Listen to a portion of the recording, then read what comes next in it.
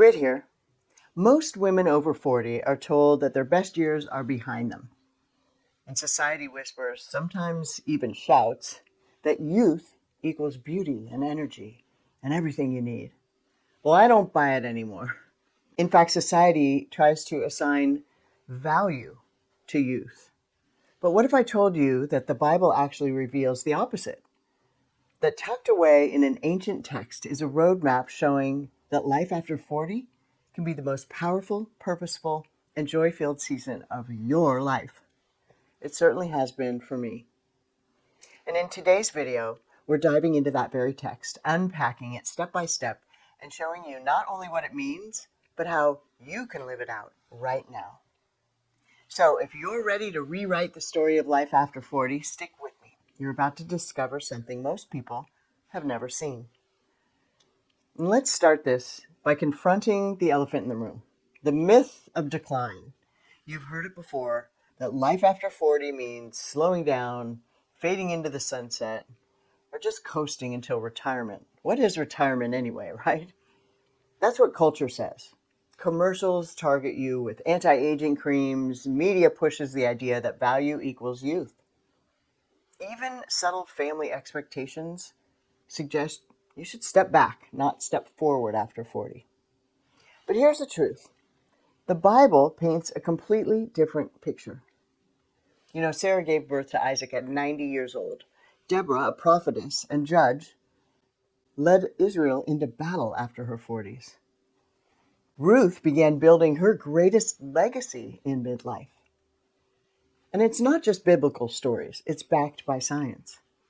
A study published in the Journal of Women and Aging found that women over 40 report higher levels of emotional intelligence, confidence, and even resilience than their younger counterparts.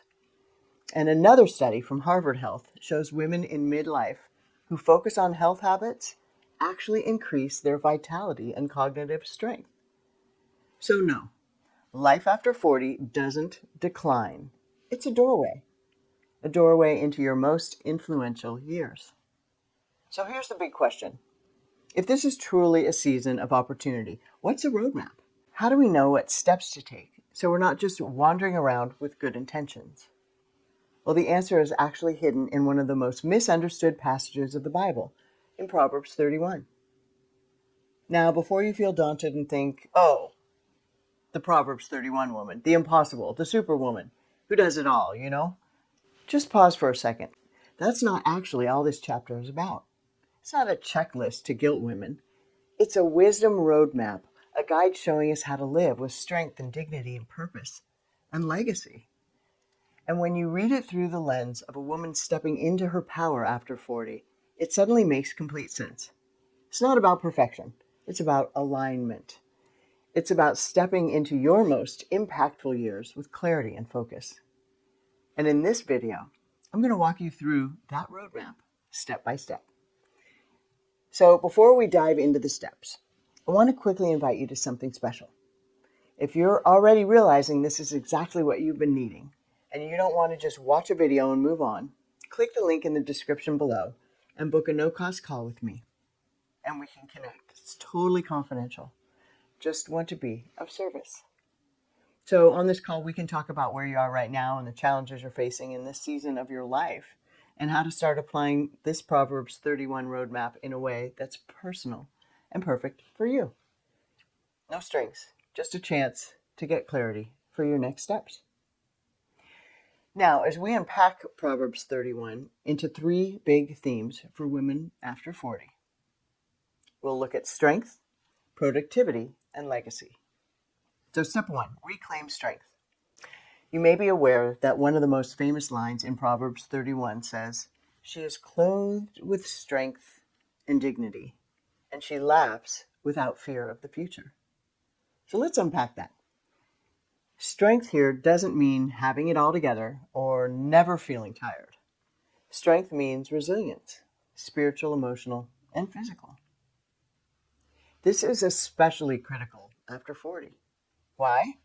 Well, because this is the season where your body starts shifting. Hormones change, energy levels fluctuate, and sometimes it feels harder to bounce back.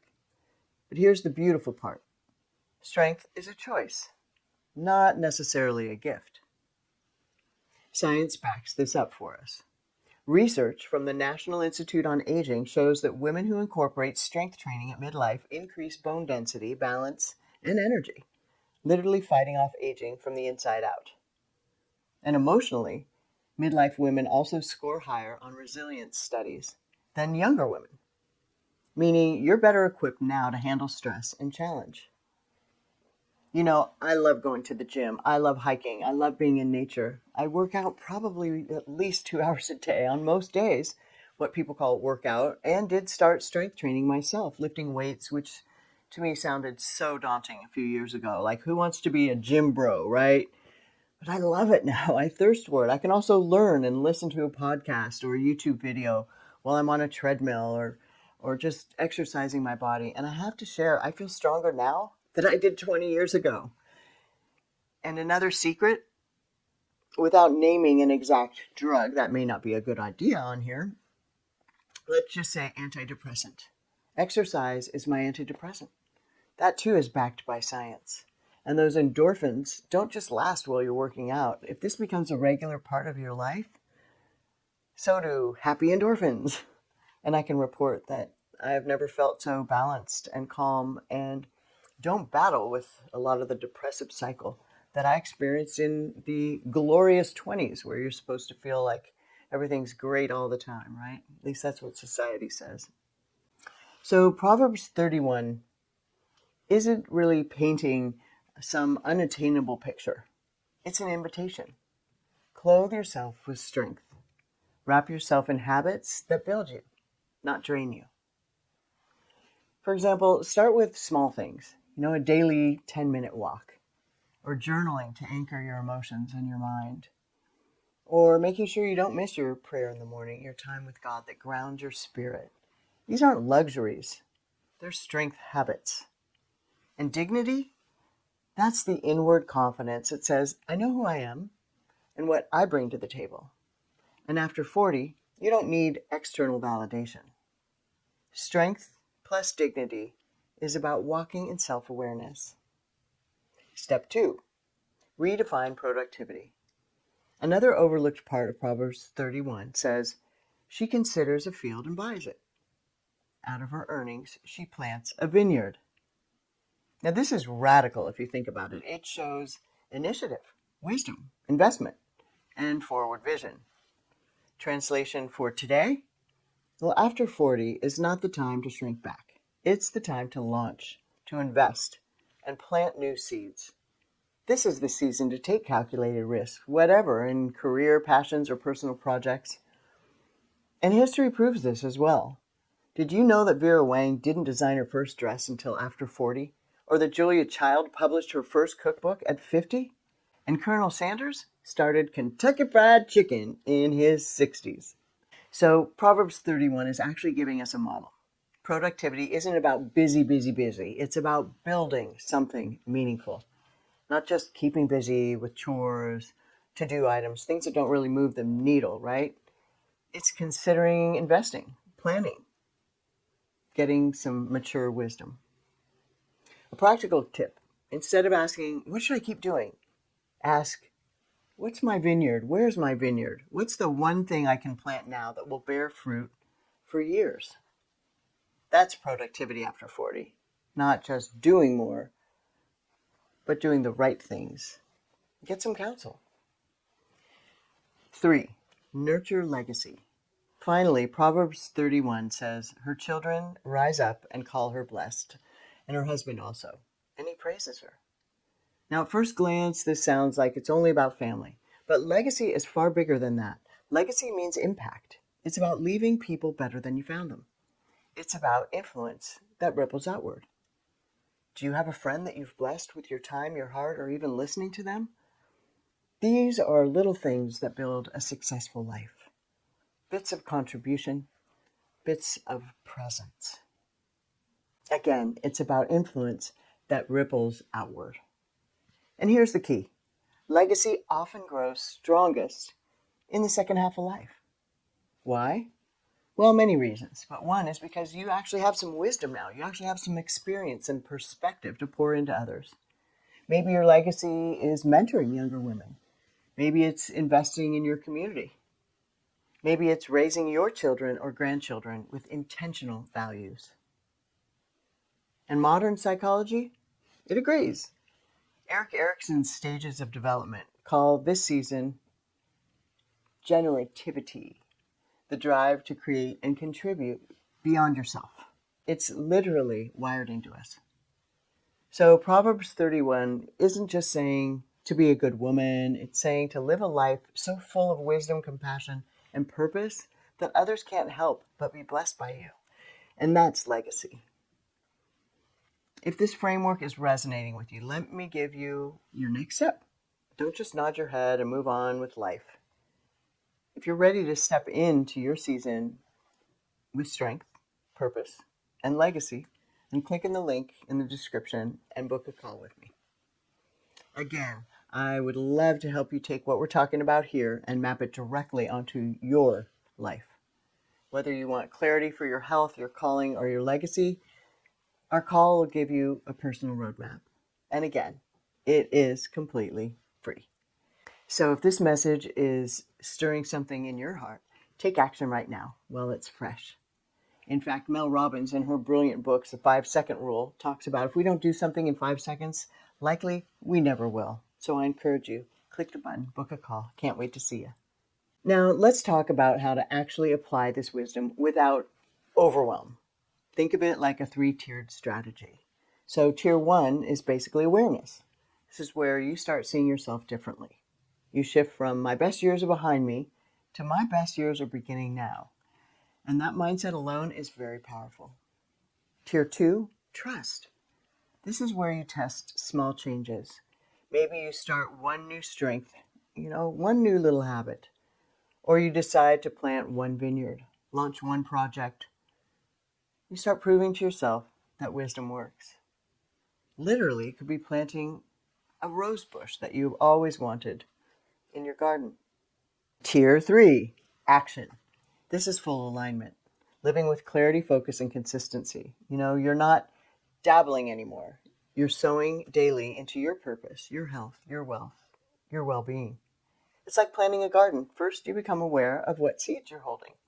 Then you water them, and eventually you see the fruit. Could be that rose I was talking about. What color would you want yours to be? Well, that's how Proverbs 31 wisdom becomes real life. Now, one mistake women often make in midlife is really trying to do everything, trying to do it all. Proverbs 31 isn't about doing everything. It's about doing the right things well. So think about it. She considered a field, just one, and bought it. She planted a vineyard, again, specific. She wasn't scattered. She was focused. And your power after 40 doesn't come from multitasking. It comes from mastery, from narrowing your focus and pouring deeply into what matters most. So here's a challenge. Write down everything you're doing right now. Circle the top 2 to 3 that actually matter long term. That's your vineyard. That's your lane. That's where fulfillment will most likely come from. So let's pause here, because some of you might be thinking, well, that all sounds great, but I don't have it all together. I'm not perfect. I don't have the energy or facility to buy a vineyard or do all this. But that's exactly the point. The Proverbs 31 woman isn't about perfection. It's about consistency. She wasn't praised for looking flawless. She was praised for living with wisdom, clarity, and diligence. So I hope you can release the idea that you need to have a picture-perfect life to walk this path. Simplicity beats perfection every time. So what your family, your community, and your future self need is you just showing up with clarity and heart, not performance. Here's what makes this even more powerful. Momentum. Every small decision you make, choosing strength, investing wisely, building legacy, creates a ripple effect. Proverbs calls this reaping what you sow. And at first, the changes feel small. Sure, a habit here, a focus there, but over time, consistency totally compounds. It's like a flywheel we speak about often here. You push once, it's heavy. Push again, it's easier. Keep pushing, and soon momentum is carrying you forward. on its own. That's a secret. Relevance over reach. It's not about doing everything or being everywhere. It's about being consistent, specific, and faithful. And that's what creates exponential growth in this season of life. Now let me close. You've just heard the roadmap from Proverbs 31, the best path for women after 40. But don't let this stay just information. Step into your transformation. And the easiest way to do that right now is let's connect. We'll get on a call and talk about your exact situation and map out how you can start reclaiming strength, redefining your productivity, and building a legacy that you're really proud of. This is your season. I believe in you, and I don't want you to miss it. So before you click away, book a call and let's do it together. And here's what I'd love you to walk away with. Your 40s and beyond are not the sunset years. They're the sunrise of your greatest season. Proverbs 31 proves it. It's not about perfection. It's about living aligned with wisdom, strength, and your purpose. God gave you a specific purpose. So let me ask you, what's one vineyard you'll plant this month? What's one legacy seed you'll sow? Please let me know in the comments. I'd love to hear your story. And make sure you subscribe, because in the next video, we're going even deeper into how to apply this wisdom daily. Your best years aren't behind you. They're right now. And if no one told you today, just remember, you are beloved.